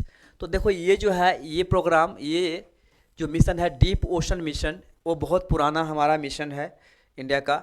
और अप टू ये जो है ocean सी level से 6000 metre deep तक जाएगा। 6000 metre deep तक जो सबमरीन है उसमें लोग जाएंगे। ये मैन्ड है, ये फर्स्ट है जो मानव युक्त पनडुब्बी। आई बात समझ में? इसमें मानव जो है, इसमें क्या लोग रहेंगे जो इतने 6000 मीटर तक जाएगा। ओके, आपने लास्ट टाइम सुने होंगे, आज से 2-3 साल पहले है, वो एक्चुअली कुछ लोग यूएसए में गए थे और वहीं पे डूब गए, राइट? वो ब्लास्ट हो गया था अंदर। कहाँ पे?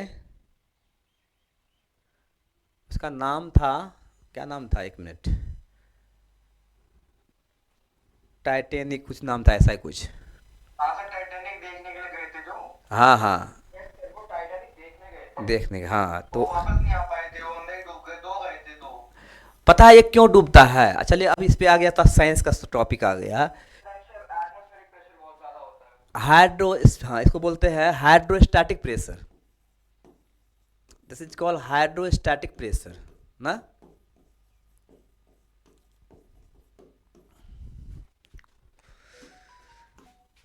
ओके, इसलिए अगर मान लीजिए जो लोग जो स्विमर होते हैं, तैरते हैं, वो साथ में क्या लेते हैं बताइए? जो गैस होता है सिलेंडर, उसमें क्या, कौन सा गैस होता है? Oxygen and nitrogen, nitrogen, nitrogen and oxygen.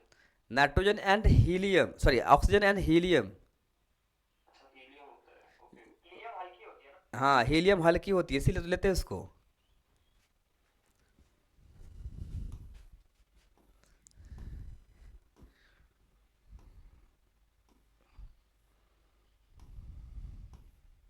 Sir Titan नाम था उसका। हाँ टाइटन नाम था, सही बोले, टाइटन नाम था। How many Padma award were announce to be given in this year 2025? तो 139, 139 जो है वो पद्म अवार्ड जो है इस साल दिया जाएगा। आई बात समझ में? आप जानते हो पद्म अवार्ड जो है 3 टाइप्स के होते हैं, राइट ना? पद्म विभूषण, पद्म भूषण और पद्मश्री, राइट ना? पद्म विभूषण, पद्म भूषण और पद्मश्री, तो 3 टाइप का होता है, जिसमें से 7, आई थिंक सो 7 जो है वो पद्म विभूषण है, 19 भूषण है और 113 पद्मश्री, ये दिया जाएगा। ओके, आई बात समझ में? 7 पद्म विभूषण, 19 पद्म भूषण और 113 पद्मश्री, ये दिया जाएगा। अच्छा, बाकी तब तो आपको याद नहीं होगा, लेकिन कम से कम आपको ये जो 7 को जो पद्म विभूषण दिया जाएगा वो याद करना पड़ेगा आपको। 7 peoples, 7 persons are given the Padma Vibhushan, उनके बारे में थोड़ा एक बार देख लीजिए आप। फॉर्मूला श्री दुर्गुर नागेश्वर रेड्डी, जो मेडिकल फील्ड से है, तेलंगाना के रहने वाले हैं, मेडिकल फील्ड से है, उनको दिया गया है ध्रुवर नागेश्वर रेड्डी को। ओके, न्यायमूर्ति जो है ये रिटायर्ड है, रिटायर्ड श्री जगदीश सिंह खेहर को मिला है। ये लोकसभा में इसका सिविल सर्वेंट है, सिविल सर्वेंट चंडीगढ़ से। श्रीमती कुमुदनी रजनीकांत लखिया, जो आर्ट की है, क्या आर्ट क्षेत्र में दिया गया है, गुजरात की। श्री लक्ष्मी नारायण सुब्रमण्यम, ये भी आर्ट फील्ड से है, कर्नाटक की रहने वाली है, इनको दिया गया। श्री MT वासुदेवन नायर, ये आफ्टर डेथ, डेथ के बाद मिला है, ये लिटरेचर एंड एजुकेशन फील्ड से है, केरला के रहने वाले। Shri Osamu Suzuki, after death, ये बिजनेस एंड इंडस्ट्री से है, जापान के रहने वाले, इनको मिला है। श्रीमती शारदा सिन्हा, नाम सुनेंगे, ये क्या है, आर्ट, एक सिंगर थी बिहार की, नहीं बिहार के सिंगर थी, तो उनको डेथ के बाद बिहार के अंदर इनको मिला है। तो ये 7 पर्सन को मिला है, याद रखिएगा। कम से कम इतना तो आपको याद करना ही पड़ेगा, बाकी 137 को 139 को याद नहीं कर पाएंगे, इतना याद कीजिए।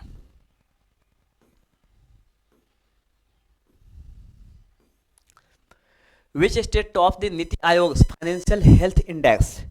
नीति Aayog issues financial health index every year, हर साल जो है फाइनेंशियल हेल्थ इंडेक्स इशू करते हैं नीति आयोग। नीति आयोग आप जानते होगा, नीति का फुल फॉर्म क्या होता है? नीति फुल फॉर्म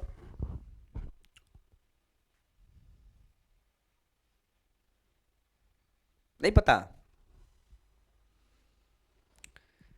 नीति आयोग का चेयरमैन कौन होता है, ये बता दीजिए।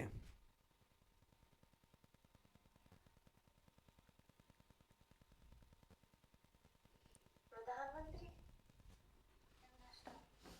नीति आयोग एक्चुअली देखो, पहले क्या था, प्लानिंग, ध्यान सुनना, पहले था प्लानिंग कमीशन, राइट ना? प्लानिंग कमीशन को ही बाद में जो है 2015 में इसका नाम बदल के कर दिया है नीति आयोग। इसका है national institution for transforming India, right? National institution for transforming India. इसका जो चेयरमैन होता है हमेशा, एक्स ऑफिशियो चेयरमैन हमेशा प्राइम मिनिस्टर ऑफ इंडिया होते हैं। कौन होते हैं? Prime minister of India, ex officio chairman. Okay, तो ये इशू करता है फाइनेंशियल हेल्थ इंडेक्स। तो इसमें अभी टॉप पे कौन आया है? ओडिशा। ओके, उड़ीसा टॉप में रहा है।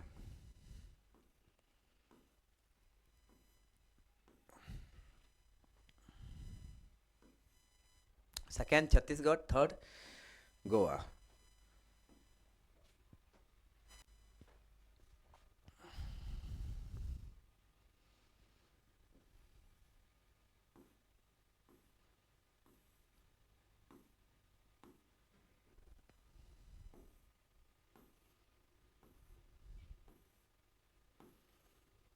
The world famous cardiologist who performed India's first heart, क्या हुआ? देखो ये वर्ल्ड का फेमस कार्डियोलॉजिस्ट थे जिन्होंने इंडिया का फर्स्ट हार्ट लंग ट्रांसप्लांट किए थे, राइट ना। First heart lung transplant past, अभी इनका डेथ हो गया है 25 जनवरी 2015 को। उनका नाम क्या था? ये नाम पूछ सकता है क्योंकि अभी इनका डेथ हुआ है तो नाम पूछ सकता है। ओके, नाम था doctor KM Cherian. Okay, one liner है तो ये याद रखिएगा।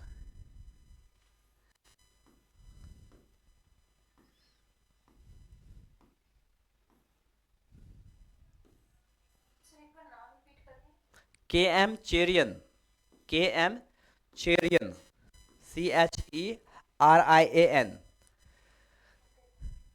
ओके, अभी जो गणतंत्र दिवस हुआ था, रिपब्लिक डे, उसमें टैबलू जो है वो कौन सा टैबलू था जिसको बेस्ट अवार्ड मिला है? बताइए। उत्तर प्रदेश का था। कौन सा? उत्तर प्रदेश का, राइट? यस और नो? झांकी जो होता है, देखिए यही वाला था।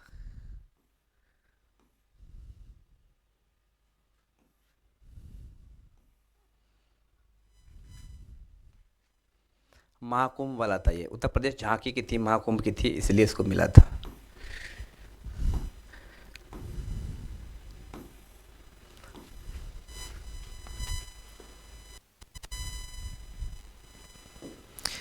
अब देखिए ये भी थोड़ा कंट्रोवर्शियल है। इन जनवरी 25, 2025 the joint parliamentary committee approved the Waqf amendment bill with how many amendments? आप जानते हो क्या होता है? चलिए मैं एक चीज़ बताता हूँ आपको, एक कॉन्सेप्ट कि जो अमेंडमेंट बिल होता है ये क्या होता है। देखो पहले आप जानते हो पार्लियामेंट में 2 हाउस है। Parliament has 2 house. Okay, Lok Sabha, Rajya Sabha, Lok Sabha, Rajya Sabha. देखो the bill can be initiated in any house. मान लो कि अगर लोकसभा में अगर ये बिल, कोई भी बिल अगर इनिशिएट होता है, जैसे अभी यहाँ पे हम बात कर रहे हैं वक्फ अमेंडमेंट बिल जो है वो इनिशिएट हुआ है, तो हम बोलेंगे इसको ओरिजिन हाउस। क्या बोलेंगे उसको? Origin house. ये अदर हाउस हो जाएगा। ये क्या? ये सेकेंड हाउस हो जाएगा, अदर हाउस हो जाएगा। अगर ये इनिशिएट करेगा तो ये ओरिजिन हाउस, ये अदर हाउस। अब मान लो ये बिल जो है, क्योंकि ये अमेंडमेंट बिल है तो आपको इसमें चाहिए स्पेशल मेजोरिटी। क्या चाहिए?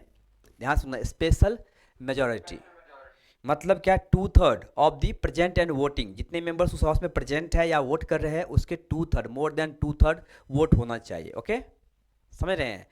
अच्छा, अब देखो लोकसभा मान लो कि इनिशिएट किया है, तो ऐसा नहीं, फर्स्ट रीडिंग जितने मेंबर है वो सब एक बार रीड करेंगे। अभी इसके बाद ये चला जाता है कमेटी के पास, जो यहाँ पे बनाया गया है ज्वाइंट कमेटी बनाया गया है, देखते हो ना, JPC ज्वाइंट कमेटी उसको प्रॉपर चेक करेगा, सही करेगा। उनके पास जो भी रिपोर्ट होगा वो फिर से रिपोर्ट जो है वो लोकसभा में सेंड करेगा कि ये रिपोर्ट है। फिर होता है सेकंड रीडिंग। सेकंड रीडिंग में क्लॉज बाय क्लॉज रीडिंग होता है, मीन्स बहुत ही अच्छे से रीडिंग होता है, डिस्कशंस होता है, लंबे डिस्कशंस के बाद फिर third reading. Third reading means what कि जस्ट ओवरऑल जो मेन चीज़ें हैं वो देख लेंगे, दैट्स ऑल। एंड फिफ्थ होता है फिर यहाँ से वोटिंग करवाते हैं, उस पर वोटिंग करवाएगा। अगर special majority more than 2/3 present and voting हो जाता है, इससे ज़्यादा वोट मिल जाता है, तब इस हाउस से पास हो जाएगा, वो दूसरे हाउस में आएगा। दूसरे हाउस में भी क्या सेम प्रोसेस होगा। सेम प्रोसेस होने के बाद अगर इसमें भी स्पेशल मेजोरिटी से पास हो जाएगा, तब ये जाएगा किसके पास? प्रेसिडेंट के पास। किसके पास?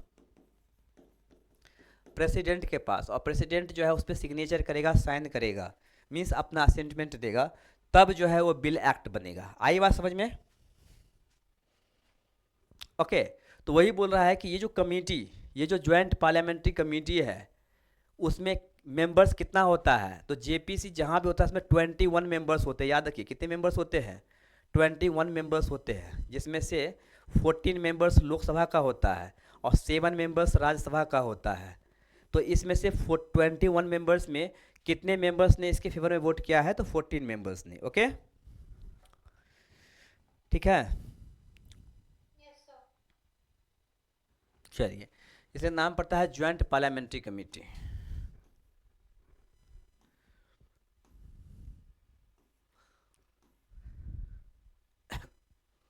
इसका कमेटी का चेयरमैन था Jagdambika Pal.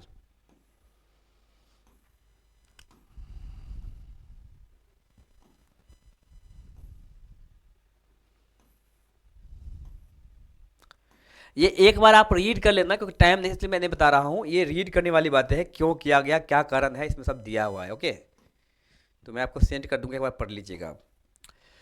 Who won the inaugural edition of women's hockey India league? तो ये inaugural edition of women's hockey India league, आप जानते हो कि हॉकी पे उड़ीसा बहुत ज़्यादा खर्च कर रहे हैं। नहीं, उड़ीसा में जो है इवन वर्ल्ड का सबसे लार्जेस्ट हॉकी स्टेडियम भी है राउरकेला में। कहाँ पे? राउरकेला में। तो हॉकी पे जो है उड़ीसा बहुत ही ज़्यादा खर्च कर रहा है। इवन उड़ीसा गवर्नमेंट जो है वो 10 ईयर्स के लिए हॉकी टीम को अडॉप्ट कर लिया है, राइट ना? ओके, उड़ीसा वॉरियर्स ने जीते। In which state is a 5-day Sambhar महोत्सव?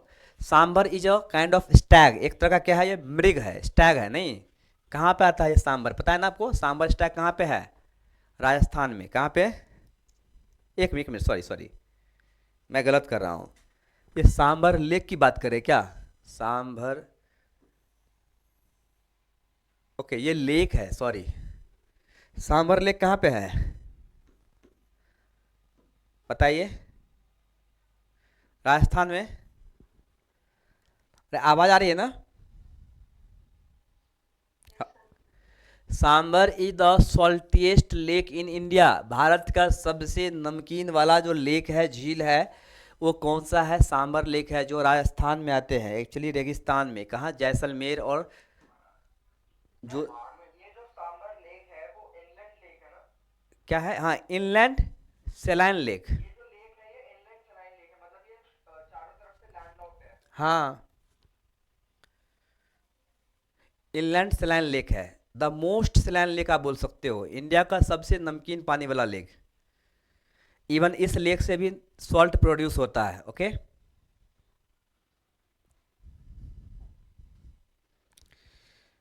ओके, ये सांबर लेक की बात कर रहे थे।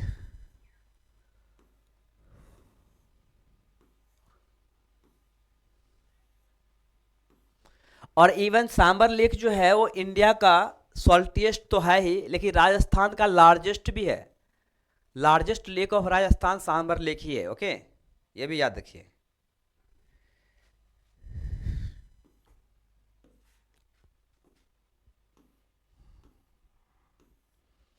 विच state government launched Indira Indu Awas Yojana for the poor and the underprivileged on the occasion of the 75th? Okay, ठीक है।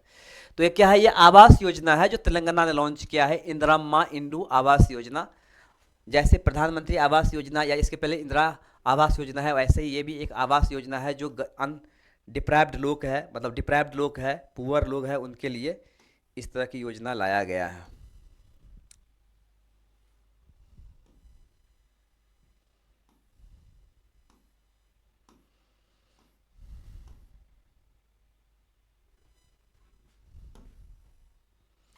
Who won the men's single title UTT 86 senior national and interstate table tennis championship? तो ये क्या है? Under table tennis है। ये इतना important नहीं है, सिर्फ एक बार देख लीजिए। मानु स्ट्रा ने जीता है। ये वन लाइनर है, वन लाइनर को वैसे ही पढ़ना है, उतना डीप में नहीं पढ़ना है।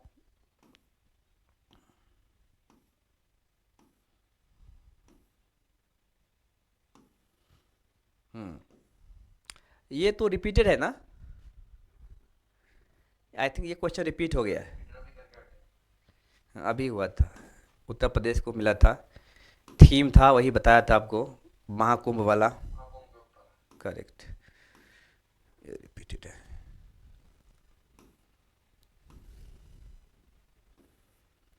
50th. The mascot of the 23rd national para athletics championship, इसका mascot where will be the held, ये कहाँ पे होने वाला है? तो नेशनल पैरा एथलेटिक्स चैंपियनशिप जो है वो तमिलनाडु में होने वाला है। कहाँ पे? तमिलनाडु में होने वाला है। अच्छा, इसका मैस्केट क्या है? वैसे हमारा ये पूरा फिनिश हो गया है। अभी जो आपने पूछा वो मैं बता दूं आपको चार्ट। Yes sir. ये फिनिश हो गया हमारा, 50 क्वेश्चंस था और आई थिंक 15 क्वेश्चंस हमारा फिनिश हो गया है। चलिए मैं चार्ट बता देता हूँ। ओके, या फिनिश हो गया है। ये क्या थीम्स वगैरह है। चलिए, आपका क्वेश्चन था कि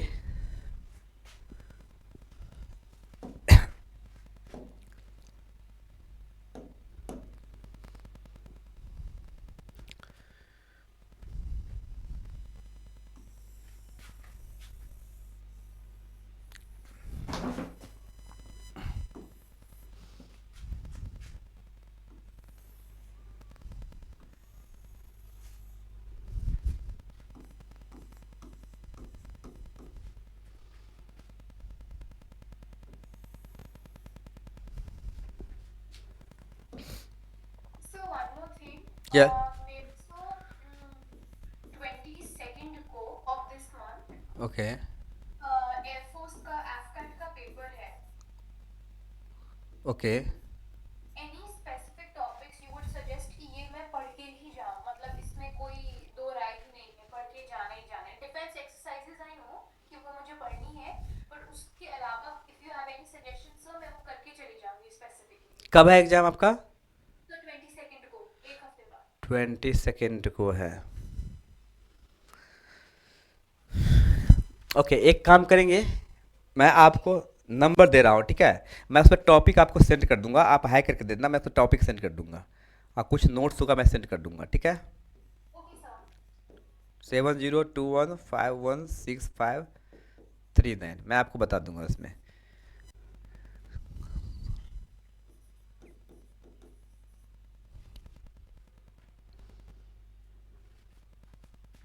ओके सर, ठीक है. ओके, देखो अगर हम बात करें जजेस की बात करें, अच्छा इसमें बात करें इसको qualification.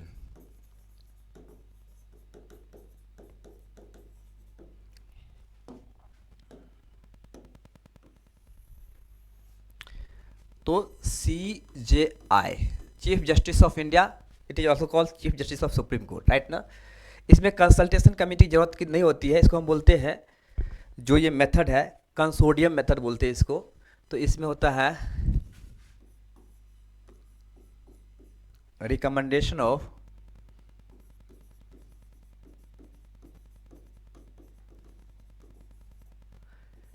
Prime minister, leader of opposition,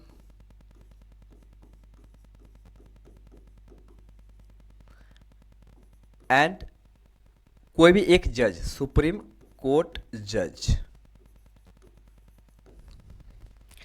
देखो इसका क्वालिफिकेशन होता है, वैसे प्रैक्टिकल, वैसे संविधान में ऐसा कुछ लिखा नहीं है, लेकिन प्रैक्टिकल होता है द सीनियर मोस्ट जज, द सीनियर मोस्ट जज of supreme court.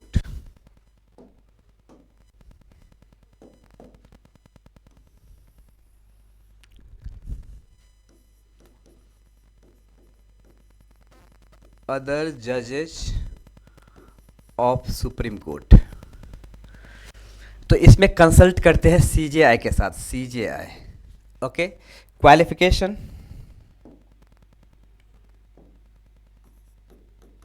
5 years experience as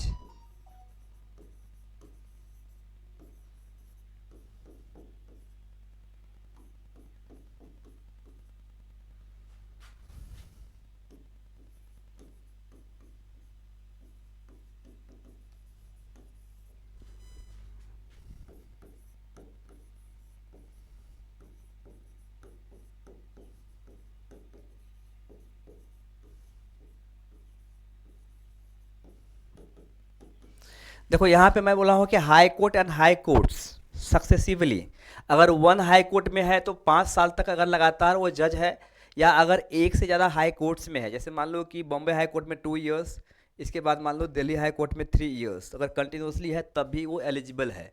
या 10 इयर्स का उसको अगर एक्सपीरियंस है लॉयर का हाई कोर्ट्स में या सुप्रीम कोर्ट्स में, हाई कोर्ट्स या सुप्रीम कोर्ट्स, ओके, यहाँ पे सुप्रीम कोर्ट्स भी होगा, तो वो एलिजिबल है। क्या? अदर जज ऑफ सुप्रीम कोर्ट। आई बात समझ में? अगर हम बात करें, हाँ, chief justice of high courts, तो ये कंसल्ट करेंगे, एक सीजेआई से करेंगे और दूसरा गवर्नर ऑफ द स्टेट।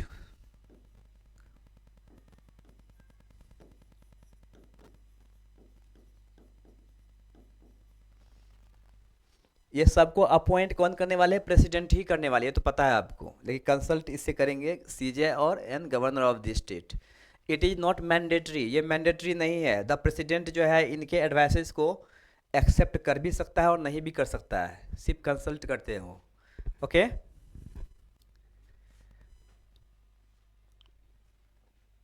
आई बात समझ में? सबके केसेस क्या? सबके केस में बाइंडिंग नहीं है। नहीं, सबके कैसे बाइंडिंग नहीं है, बाइंडिंग ये है ही नहीं।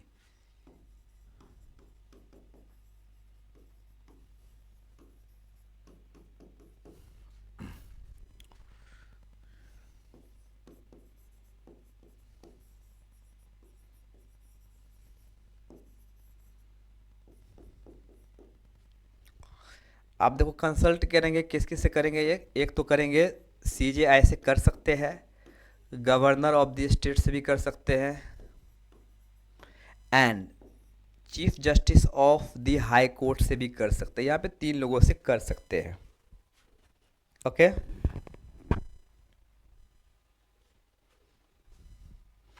इसका अगर हम बात करेंगे क्वालिफिकेशन की, तो 5 इयर्स एक्सपीरियंस एज द जज ऑफ लोअर कोर्ट, जो भी लोअर कोर्ट है, चाहे हाई डिस्ट्रिक्ट कोर्ट है, सेशन कोर्ट है, मिलिट्री कोर्ट है, बहुत सारे ऐसे कोर्ट्स होते हैं, उसमें अगर 5 इयर्स का एक्सपीरियंस है। आई बात समझ में? And 10 years experience as the lawyer of high courts and district courts, okay.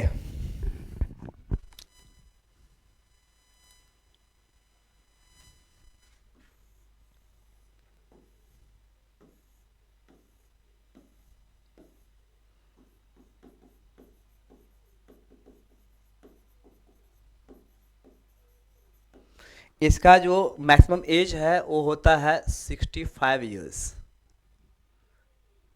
65 years, 62 years, 62 years, okay, done.